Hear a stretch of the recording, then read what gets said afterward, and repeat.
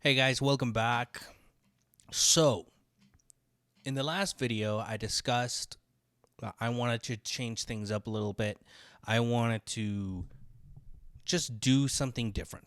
One of the things that's fueled this channel since its inception is one thing that I always look at when I do my content is what makes my food content, because at the end of the day, I good or bad, I am in the food sphere. And I say good or bad because I've said this before, I don't really listen to most food podcasts, videos, content, etc., etc., etc. And the reason I don't is the same reason that I look at my videos always. I'm always looking at what can I do differently. And that is what separates my content from anyone else's content. You know, for when I was 19 years old, one thing that I always really thought would be really cool to do would be like radio or just some sort of like, at the time we were getting all the way in North Bay, we were getting like LA channels were being syndicated up north. And it was the first time I would hear, it wasn't like news radio, but it wasn't morning radio, and morning and news radio was all I could really listen to. Or at least that's all that was available in the Bay Area at that time. This is like early 2000s. And listening to like, say, like Adam Carolla, like 3 hours, or Penn from Penn and Teller, I think he had a radio show too. But listening to these guys just talk about everything and nothing for 3 hours was just so new to me. And I mean, it's basically what every podcast is now, you know, in any good podcast, you know. And that really inspired me. You know, I'm someone that I am having so many thoughts. I'm bombarded with so many thoughts and ideas in my head, opinions. Everything's just bombarding my head constantly that it spills out into my mouth. Ever since I was young, I used to think that I talked to myself, but really in actuality what I'm doing is I am just thinking out loud. Whatever you would write in a journal, whatever you would type in a vlog, whatever you would put on a podcast, this is what it's what I had always been doing, but in private. And it's kind of, when people around you aren't used to it, man, you come off as fucking crazy. If you're having like in your brain discussion with a person that's not really there, and you're making the pauses so that person in your brain can have time to give feedback, yeah, that probably looks a little crazy to some people. But it wasn't many years later when I found the podcasting space. Actually, it was Joe Rogan. I started listening to Joe Rogan like in 2017. I was actually really curious, like, whatever happened to Steve-O? Because I was just thinking about Steve-O and that one documentary he did in the early 2000s, like late 2000s. It was on MTV, and I completely had forgotten about Steve-O. I had no idea if the guy was still alive or anything, and that was the first thing that popped up on YouTube, and I'm like, is it an interview? And then no, it's like, wait, you can just talk online? That is so cool. So so there, maybe there is a point, maybe there isn't a point to any of this. But anyway, I've always just liked this idea of long format, just talking, discussion. Now, switching over to food. I'm always thinking like, what makes my stuff different? Because here's the way I see it. Take your favorite food podcast, your favorite food channel on YouTube. In my brain, if I close my eyes, strip away the title, strip away the person doing it, if your stuff on paper is indistinguishable from everyone else's, I'm not interested, and I certainly don't want that. You know, so at the time when I was doing these things, I felt that line cook focused topics were just, dang, that's really original. That's really cool. But I wasn't the first one to do it. One of my inspirations, one of the big inspirations was, and I will make sure, I've mentioned this channel before, and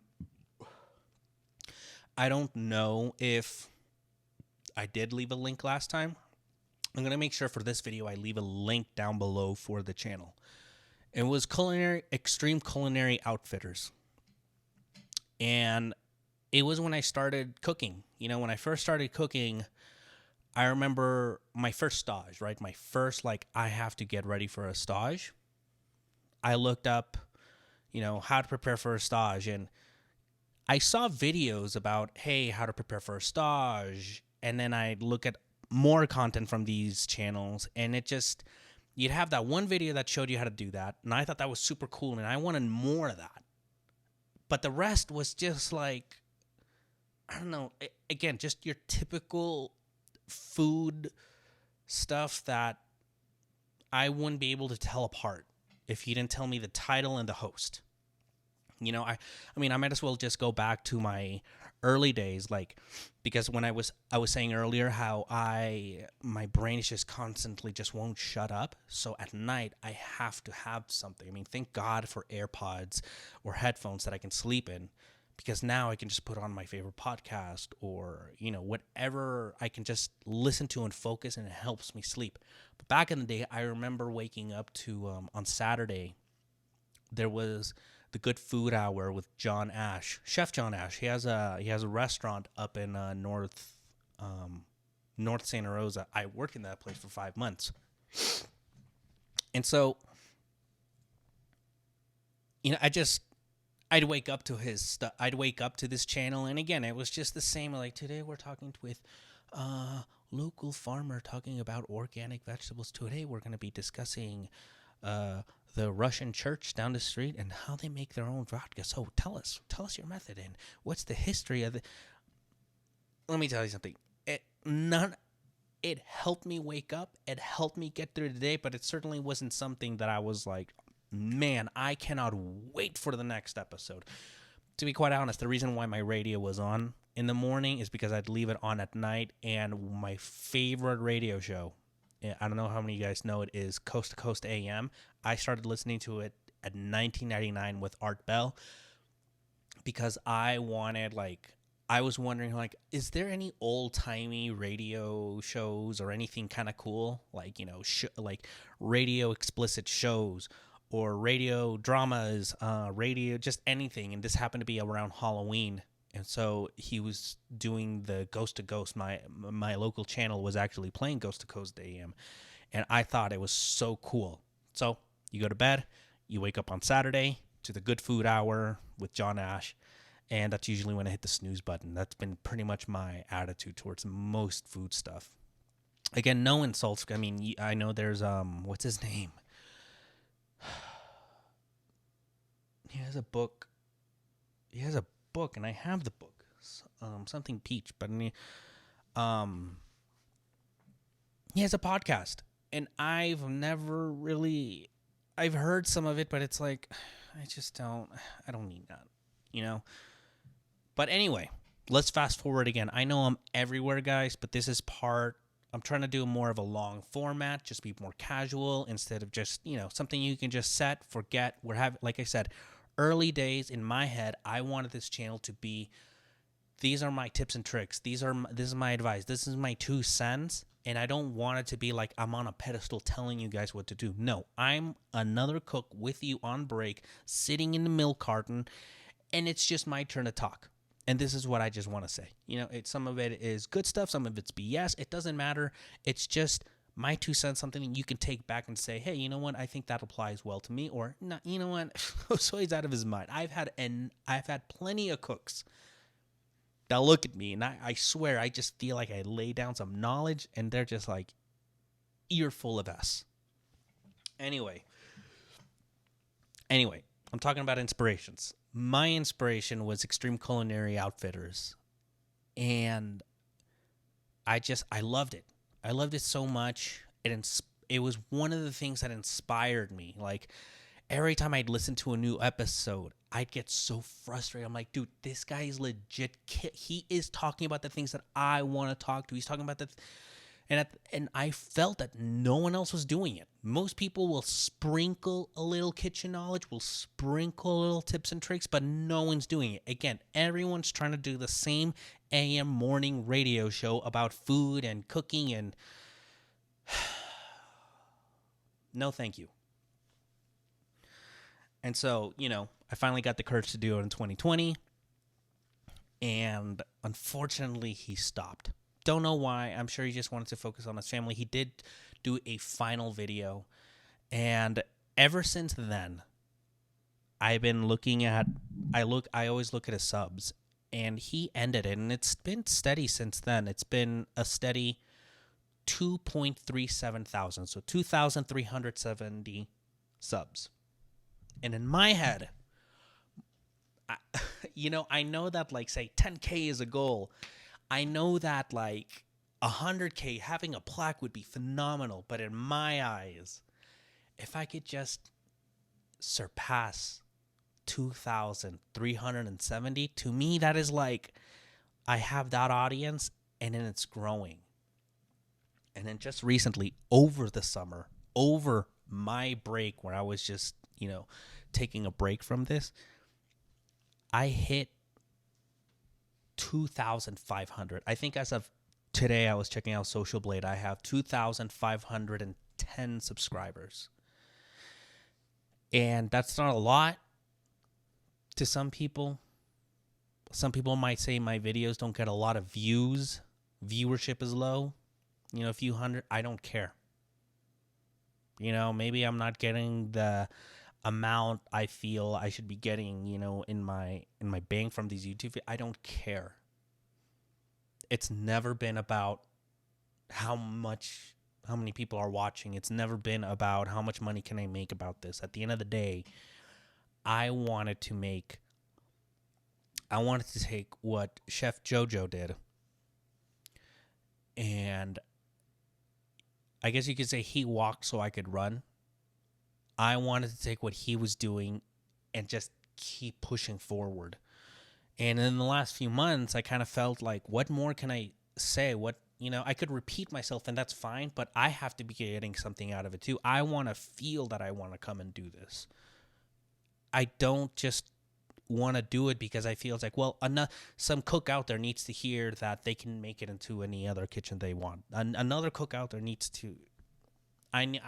It's a two-way relationship, and I think by doing some of these changes, maybe doing a more casual, long format. I mean, I got my notes here, and I think that this video, it might be my personal best one because I'm going to have a lot of fun doing this. It's going to be very long. It's not going to be a short thing. And again, if I were to just take the transcript, the entire transcript of this show, take away the title, A Hoe Named Sway, take away the title, Line Cook Talk, take away my face, just the transcript, just the content alone, and compare it to all the other food content that's out there, I think at the least I would be able to tell, oh yeah, that's the difference. You know why? Because it doesn't sound like every other food content creator out there. So yeah, I want to thank every one of you guys that have subscribed, that have watched. Listen, there's like a 70% of you guys that aren't even subscribed. I ask for you to subscribe, but you don't have to. I was telling my wife the other day, like, I don't really care so much about telling you guys, oh, hit the like button or hit the subscribe. If you want me to be in your feed, I'll be in your feed. There's content creators that I love, and I will hit that sub and unsub buttons because sometimes it's like they'll go through a spell and I'm like, I'm just not feeling the content, man. I'm going to unsub. And then sometimes I get in a kick again, and I want that. So like, for instance, let's say pre-2020, I was listening to like a lot of Gary Vee, and I had subbed it, and I was getting recommendation like Gary Vee clips and all that, and I got all that. But as I kind of like grew out of it, got into a space where I just don't need that constant every day Gary. I just unsubbed. Do I still watch it periodically, but not really? But that's a poor example because, again, not really, but I do. There's people that I follow that, you know what? I'll look for you by name. In time, I might resub. In time, I might just sub. So if you haven't subbed, but you're enjoying my content, fantastic. If you don't, all I ask, at the very minimum, just hit the like. It doesn't take anything away. It won't swamp your feed. It won't, I don't think it can hurt. You want to sub? Go ahead. You don't want to sub? That's cool too. I see retention here is 10 minutes, but again, if one person can just sit and listen to this whole video, listen to everything on my rants, and maybe get some like, hey, you know what? This guy gets it. This guy's not some chef guy. This guy's not just he's a line cook, just like me and you, just anyone. He just happens to be on camera. That's cool with me. That is very cool with me. So, thank you for 2.5K, 2,500. That's crazy, man. That's like in some places that's someone's rent. But I'm really grateful. That's half of 5,000. So I guess now my next goal is 5,000, and then 5,000 is half of 10, and we're just gonna inch our way. We're gonna inch our way high. At this point, I'm very I'm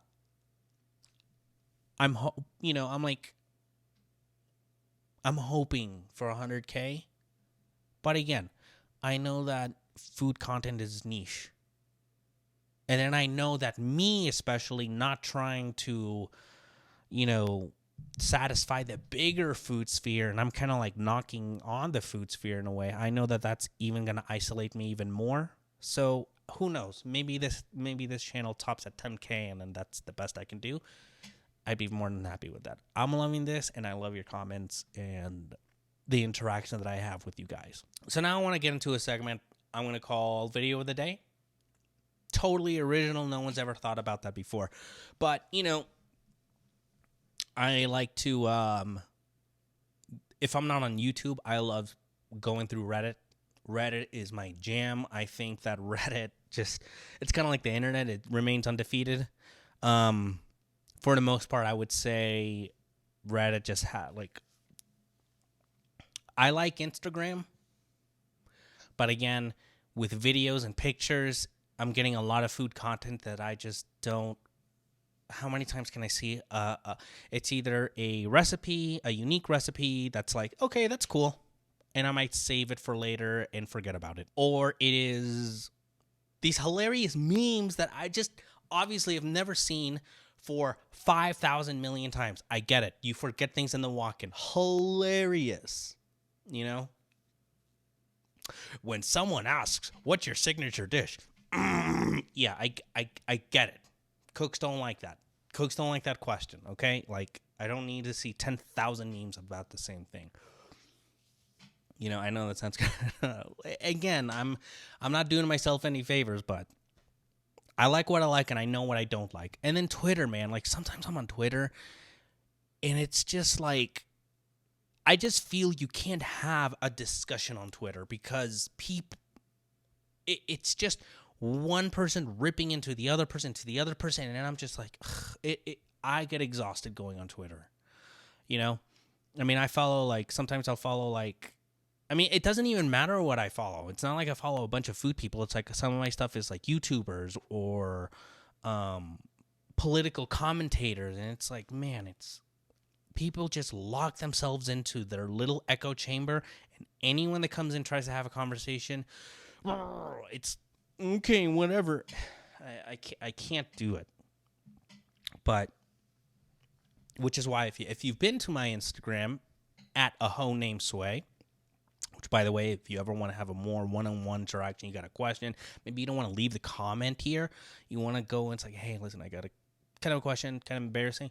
I've had people do that. That's fine. Hit me up there. You can DM me. But lately on Instagram, again, in the spirit of just trying to be different, trying to do something different, I realized, you know what? Something that Instagram doesn't have that Reddit does have? They have a lot more options as far as just food. I mean, you have Kitchen Confidential. I mean, Kitchen Confidential is a great subreddit. But you know what I love about subreddit? They'll include things that they don't include on Instagram. For instance, have you noticed that maybe my last 3 subs, I just decided to start putting kitchen fights? Because you know what, man? What's something that Instagram doesn't have? Everyone's taking pictures of their food. Everyone's showing you this cool little recipe, and everyone wants to talk about the funny, quirky situation that we find ourselves. But as a cook who's probably during service, you know how relaxing it is to maybe just watch a couple of cooks just lay into some customers. Do you know how relatable that is? To see a man take a pizza paddle and just go and whack that guy. By the way, that is a video I posted up on Instagram. You can go and check it up right now. Or there's this other one that I saw on Reddit is this guy's doing this overlay, like commentary on a kitchen fire. Like, to me that night, I'm like, now that's entertainment. That is the kind of thing that line cooks are doing and talking. Like, it's not all this foodie, intellectual, pinky up and no. Where's the ignorance? Where is that? Why does everything have to be a shiny white coat? You guys forget that the cooks aren't wearing the white coats. The cooks are wearing the black shirts with the pinstripe apron. For the most part, I'm not someplace. I know you guys got it, and even you guys that have the nice white coats and hey, you know what? You don't get anything on it, and you stay down. I get it. You work in a Michelin star restaurant. Respect it. Totally cool with that. But you're not gonna tell me a good fight video in the kitchen doesn't seem cool. I know it's super immature, but that's culture, man. It is what it is. But anyway, the video of the day is this video, and it's not a fight video. It's at a Michelin restaurant. I don't know if they've 3. I've heard in the comments that there's 3, but they're doing this foam. It really looks like dishwasher foam, like soap suds. And this waiter's just playing with it with his little spatula, and he puts it on a dish. And then the little soap sud sticks on what looks like a twig, and it drips on to the plate. I'm going to put the video up with the magic of editing.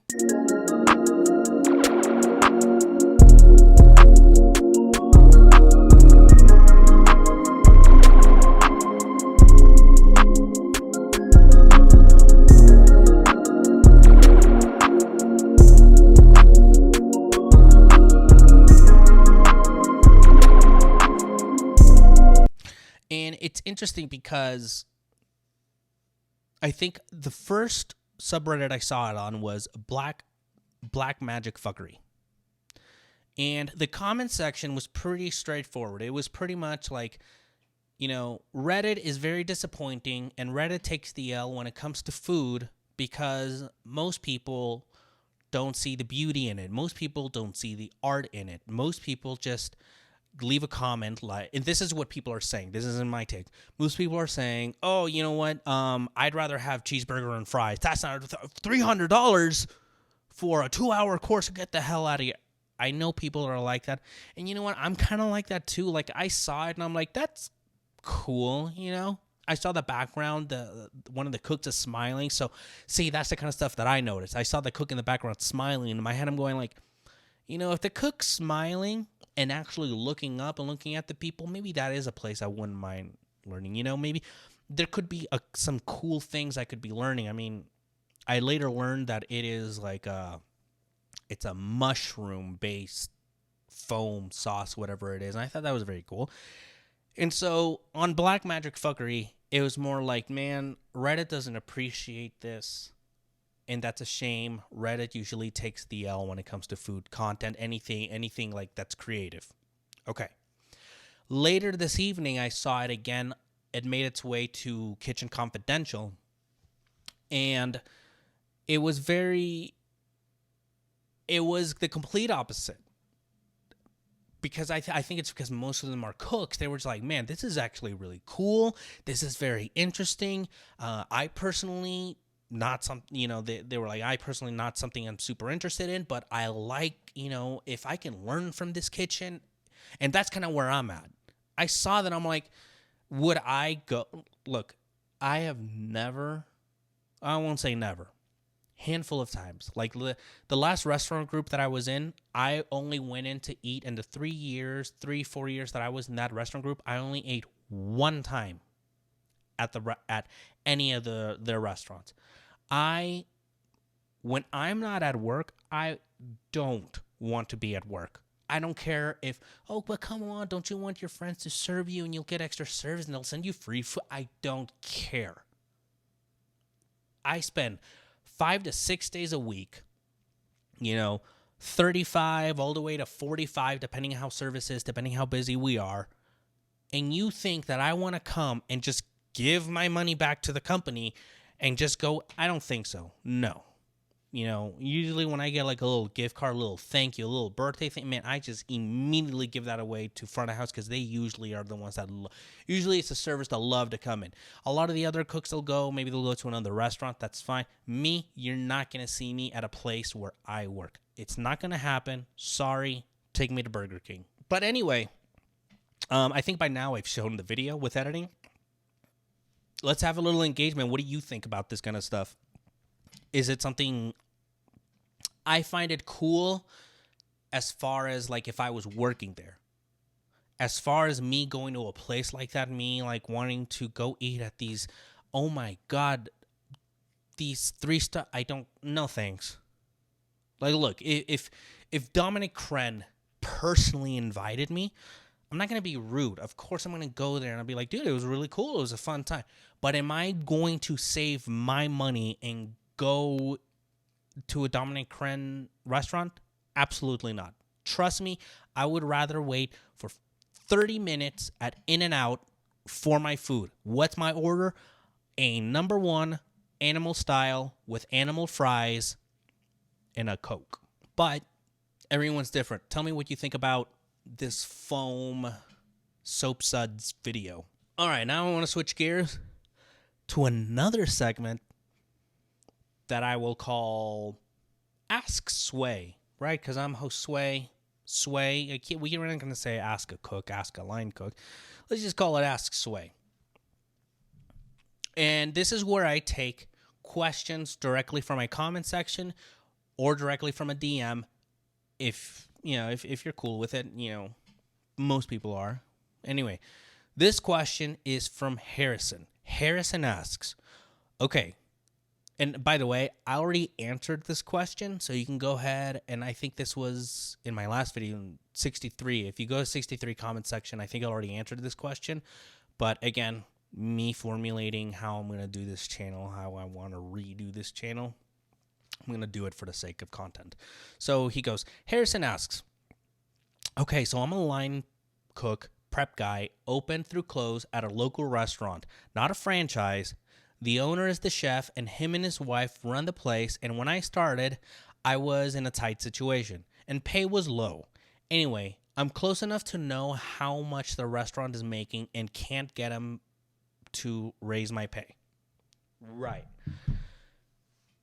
So I've had an additional I already gave him the answer. I've had an additional 2 hours to sort of see if my answer changes, and it's not. Here's the thing. It doesn't matter whether you know how much the restaurant is making. It doesn't matter how much you know they're making profit. I have been in a restaurant where they're making phenomenal profits, amazing profits. We're busting out 500 tickets a night, 500 covered, and that doesn't even include what happened at the bar or drinks, Can you imagine making like $20,000 profit throughout 5 different restaurants? Man, that's crazy. Okay. But here's the thing. It doesn't sound like the guy wants to give him that raise. And for me, the why doesn't matter, right?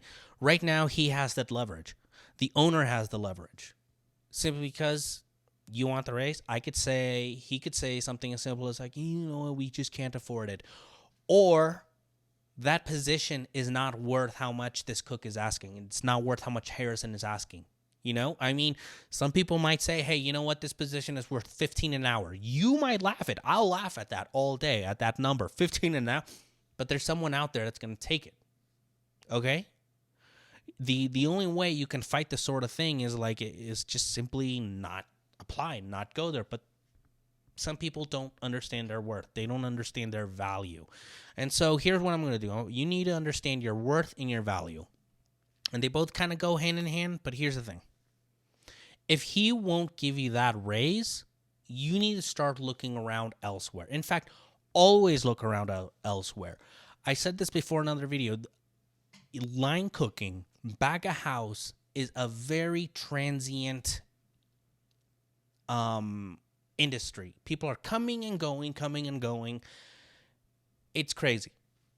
So when you go into that kitchen, whatever, even if you're in a spot right now you're happy, you need to be on Indeed, on Craigslist. You need to be on these work sites and start looking around what are your options. Okay? There's going to be kitchens out there that will pay you more, and then the skill level will be even higher, right? I've seen kitchens where it's like I was making, what is it, like, as a lead in one place, I was making like 18. But then another place was hiring their line cook starting at 22. And it was a higher end restaurant. So in my head, I'm thinking like, cool, you know what?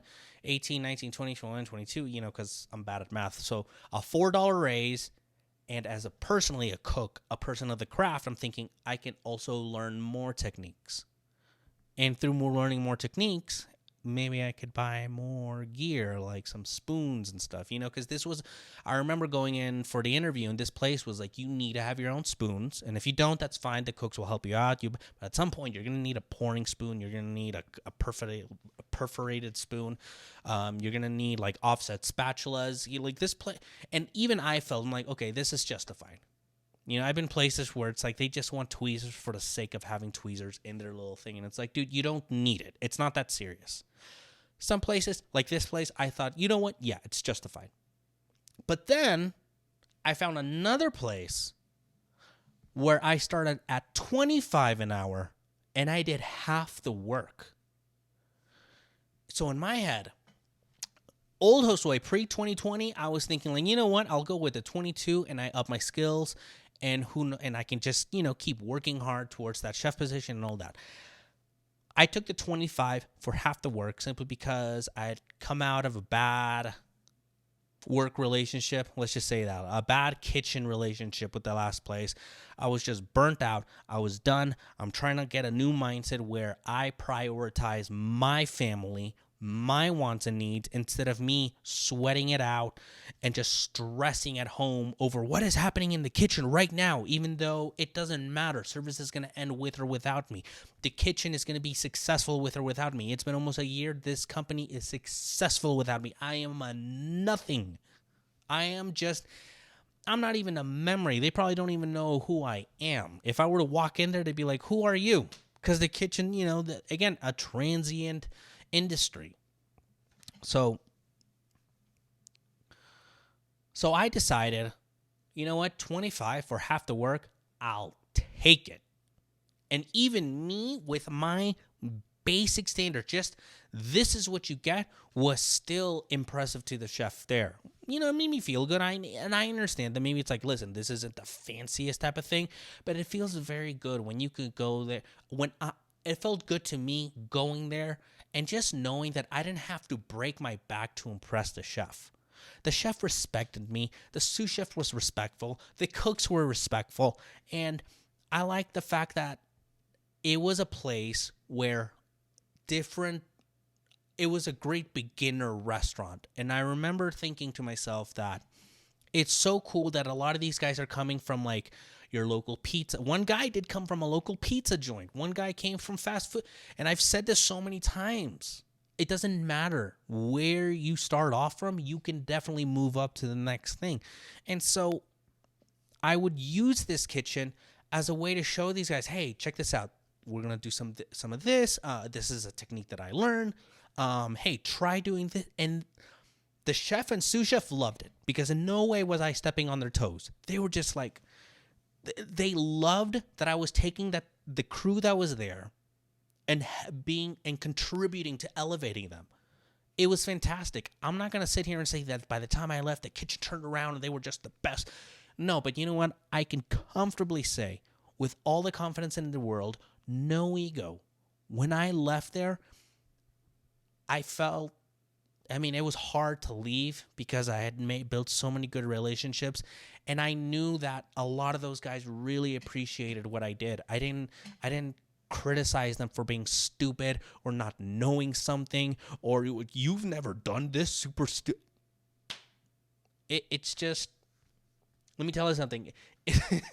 I mean, there's a little moment of satisfaction when I remember showing the guy, like, he was cutting cherry tomatoes. I'm like, I'm going to show you how to cut a bunch of cherry tomatoes super fast. And I did the quart container trick. I just grabbed the quart lid, put a bunch of them on, put another quart lid. It creates a little gap, sliced right in half. And he's just like, what? I'm like, my guy, chill. There was a time where I didn't know how to do this. Okay. So anything that I can teach you, I'll show you. Okay. And if you think I'm coming on, and whenever things got stressed out, guess who wasn't yelling at them? Guess who wasn't stressed? Dude, chill. I know you want to get this food out fast, but right now you need to do it right. Focus on doing it right. And I remember just being in service. And again, our service was like 80 covers a night.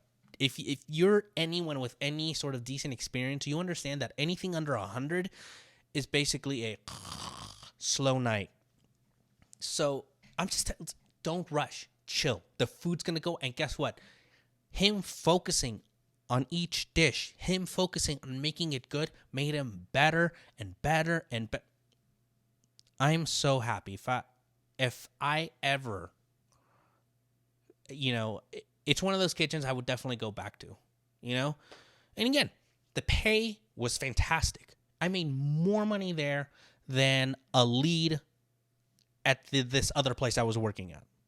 It's just fantastic, And again, one thing that they'll tell you, one thing that I'll say for Harrison is you need to leverage yourself. And I'm going to tell all the line cooks here watching this, you need to understand your worth and your leverage. So look for other places, okay? Other places will pay you more.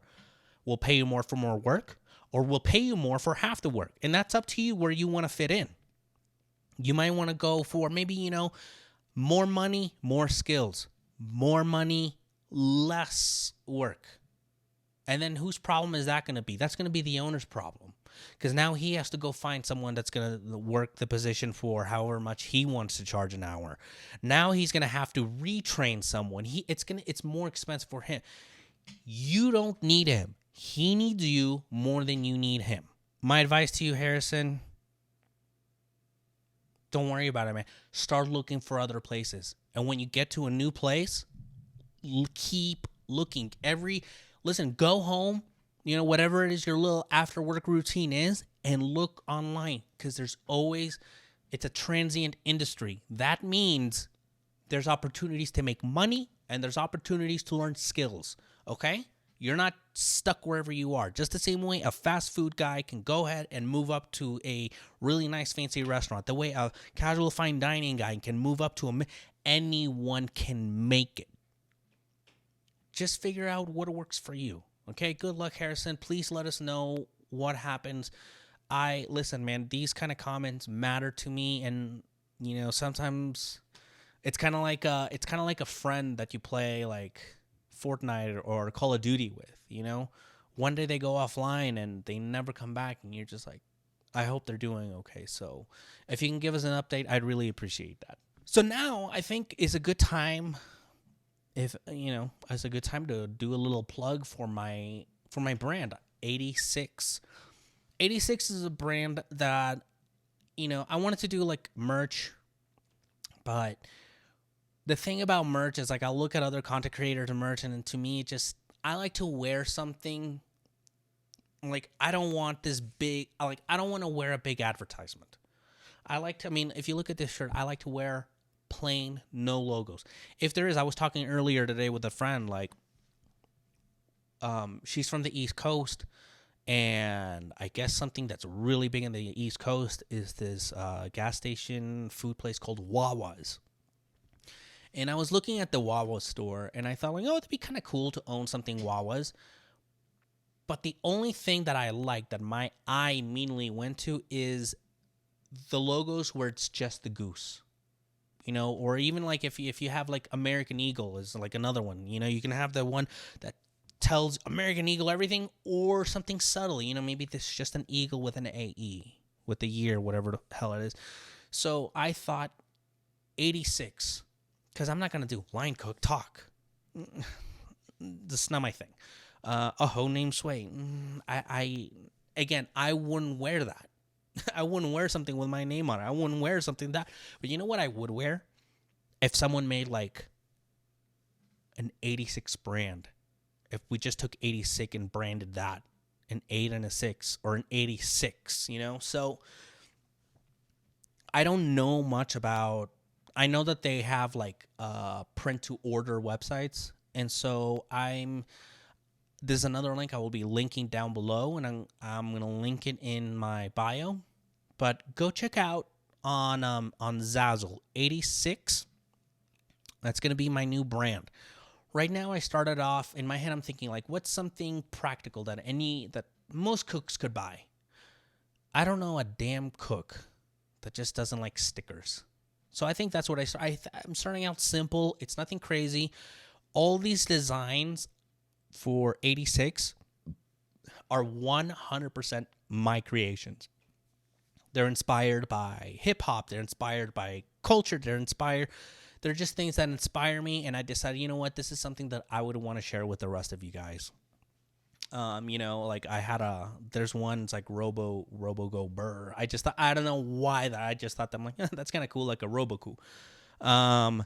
86, there's the logo. If you look at the ski mask, I already showed you guys the ski mask with the apron guy. If you guys see that, it didn't come out how I wanted to, but that is inspired by the album Stokely from Ski Mask the Slump God. If you look at that, that was originally what I was trying to do.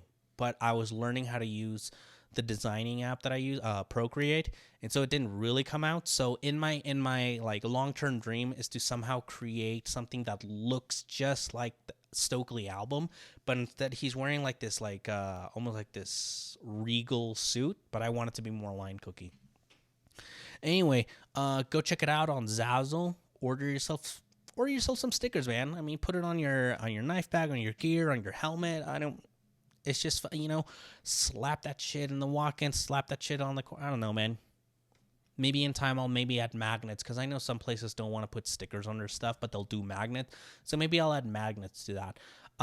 Let me know how the ordering process goes, and just let me know overall, like, what do you think? If it's, if Zazzle is a good place for me to be advertising, putting out this kind of brand stuff. But yeah, 86 is a brand that I fully intend on growing and making it accessible, making it something that if someone were to see it, they wouldn't immediately think, oh, that's a line cook thing. They'd be like, dude, that is a really cool shirt. Let's talk about food news. No, I'm not going to talk about a chef in a kitchen. No, we're going to talk about a has-been. We're going to talk about an internet famous man. Some of you guys know him as Salt Bae. So, Salt Bae this past week had a severe case of I am the main character. Argentina won the World Cup, and if you guys haven't seen the footage, I'll put some of the footage up. He is basically just hounding the players for attention. He wants a picture with them. He's out here grabbing the World Cup trophy, which I get you're not supposed to be touching. It's a respect thing. Only the winners are. But this guy is legit. He is trying to put himself at the center of every picture, at the center of everything. And even after all the criticism, right, you would think that's... Look, I'm someone that when I get criticized online, if it's valid, I feel it, and I'm like, okay, you know what? I was wrong. I'm a human being. My pride isn't so big where I'm like, I am right, and that's the way it is, and suck it if you don't like it. That's not me at all. That's not me at all. But it's just icky to me that when he would behave like that, and then it almost, like, to me, it feels like he doubled down by still posting it and leaving these things on the Instagram. Let me check if he still has it on his Instagram.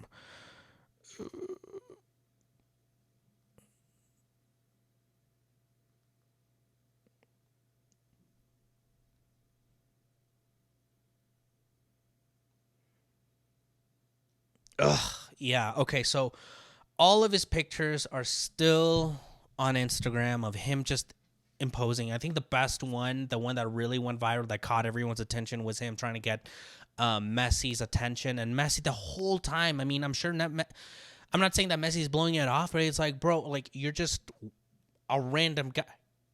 And Salt Bae is a random guy. What do you know Salt Bae for? That's it. That's it. I'm sure he has a successful restaurant in Turkey or wherever. I don't know the name of it. I know that he's a successful guy that runs a successful business, a successful restaurant. Maybe he raises his own cat. That's fantastic. But know your place. Know your rank. Your place and your rank is not on a soccer field during the World Cup. Your place in the soccer field during the World Cup is on the stands, cheering and being supportive. I couldn't imagine if like say the time I met Gordon Ramsay, right? I'm not this like, oh my God, I love Gordon. He's the like, I'm not that guy. I don't hero worship people. I don't care who it is, whether we're talking about Ramsay or Bourdain. I don't do that, but I can see the good. I can understand why, and I can respect it. So me seeing him, me meeting him, I was like, damn, you are like a certified chef. Can you imagine just some random damn person coming from the kitchen, walking into the kitchen, and it's like, well, I'm a YouTuber who talks about like woodworking, and he's trying to get. It'd be so obnoxious. Like, bro, what are you? Don't belong here. Salt Bae doesn't belong here, and he clearly lacks that sort of self-awareness. He doesn't care. So I mean, he could watch this video. Whoosh, he doesn't care. And he showed it. And in fact, he doubled down on the I don't care. He is someone that legitimately believes he is the main character. And maybe in his life he's the main character, but on the world stage and the real world, he's not. You're not. On this channel, I'm the center stage. Okay? In this channel, yes. You know what? I'm the main character. When I turn this off and I leave my house, you think I'm going... Do you know who I am? I got 2,500 subs. Come on, man. So, I would say Salt Bae. You see, I don't even know his name. I just know him as Salt Bae. He lives on the outskirts. He is like the Little Pump of hip-hop. He is like the Little Pump of hip-hop. You ever seen that interview of Little Pump? And they ask him, like, yo, do you feel that your time is sort of up? Do you feel that the 1985 effect took it? And he lacks that self-awareness, or he's just too much of an ego person to be like, yeah, you know, I'm going through a rough time. He's like, no, I mean, I'm here. Yeah, that's Salt Bae. I was at the World Cup. I'm here. Yeah. Read the room. Read the room. Salt Bae, when it comes to reading the room, he is illiterate. Main character, an illiterate main character who doesn't know his place. And that's in memes, okay? Why don't you just pour salt on all your clownish videos and all your things? Okay, that's what you're known for. That's what you do. And if people want to go dive deeper into his stuff and be like, but bro, he does... That's fantastic. Nothing he does justifies him being on that field trying to make himself the main character of the damn thing. No, absolutely not. That's your news of the day. Let's wrap this episode up. Let's wrap this video up. It is currently December 22nd. Christmas is this Sunday. This Thursday right now. Soon to be midnight, so that'll be Friday. I think this is maybe the first holiday where I'm not in the industry, or the first holiday that I don't work. And I know that there's going to be a lot of you guys working this holiday season. And, you know, for me, it was always something that I enjoyed. I always enjoyed working holidays. And the reason is, and, you know, this isn't, if anyone that belongs in my family watches this, this isn't like, this is just the kind of person I am. I am someone that I don't really like big groups of people. And especially when it's when you go and it's family and you're supposed to be social and I'm not. I'm really not.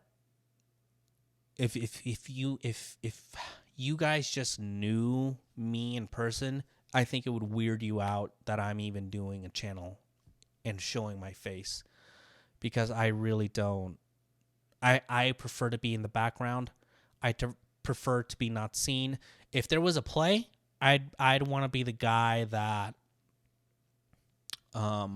pulls the curtain, open and closed, you know. But I mean, that's just the way I was raised. I was raised in the household of be seen, not heard.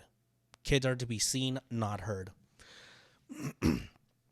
Which is, I think, is one of the things that really helped me in some way succeed in the kitchen, because for a lot of kitchens, you're just to be seen, not heard. And you're not, this isn't about you. This is about the food we're putting out. And just please work in silence. If you're uncomfortable, reasonably, suffer in silence within reason. So to me, I never felt it like, oh my God. But you know what?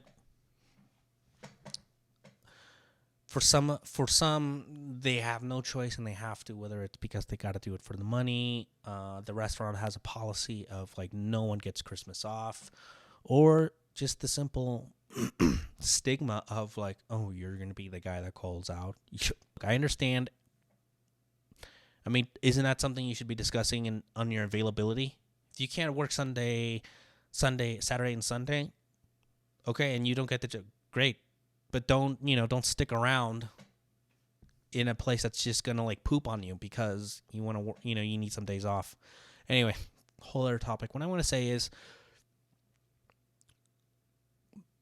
that it's unfortunate. Most customers are not going to care or thank you for the hard work that you put in. You're going to get slammed, and some of you guys are going to be doing minimum 500 covers. It's going to be crazy. But listen, man, I appreciate you guys. I appreciate back of house. I appreciate front of house. And I appreciate the guys that through the chaos, through the sweat, through the toxicity and hostility that happens during service, those guys that maintain a bridge between front of house and back of house, the guys that tell the cook that might not be doing so well under pressure, dude, chill, like, you're good. Just here, why don't you go get something in the walk? Why don't you go fill our station up, take a breath, chill out, and then once you're stocked, come back with your mind refreshed.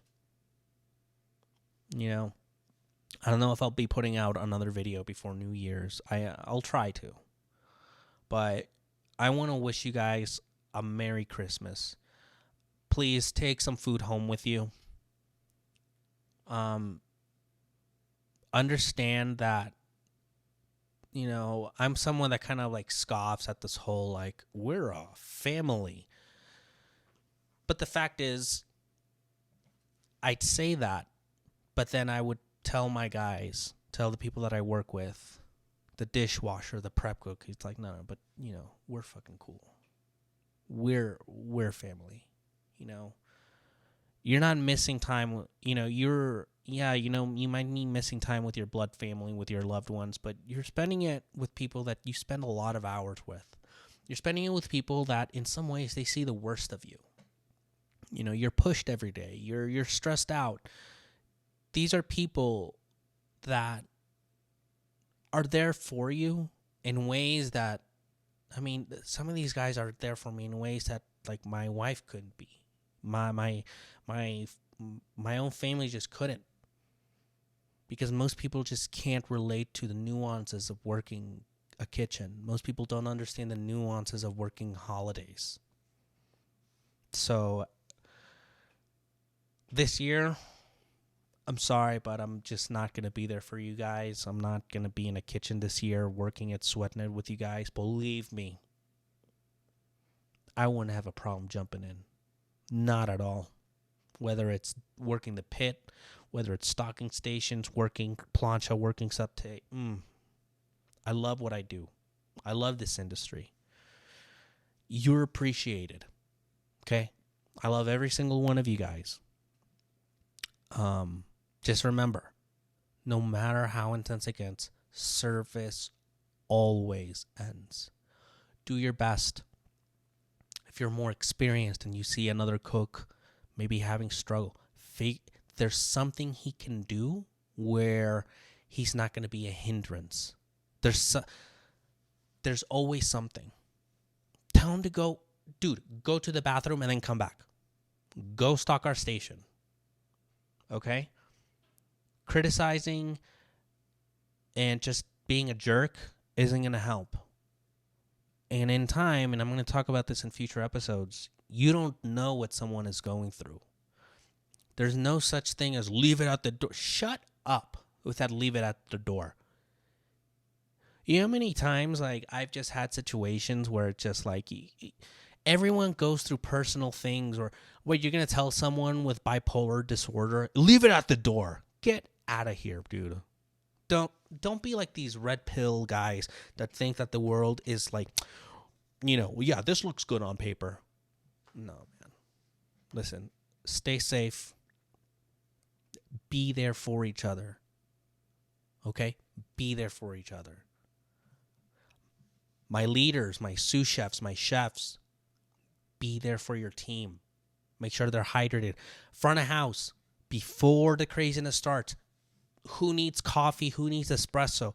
During hey, do you guys need water? Can I get you water? The stronger guys, watch out for the weaker guys. And the weaker guys, service is going to end. Okay? It's going to be over. When you get that last ticket, man, don't drag your feet to the finish line. Finish strong. Get that last bit of energy and just boom. Send it out.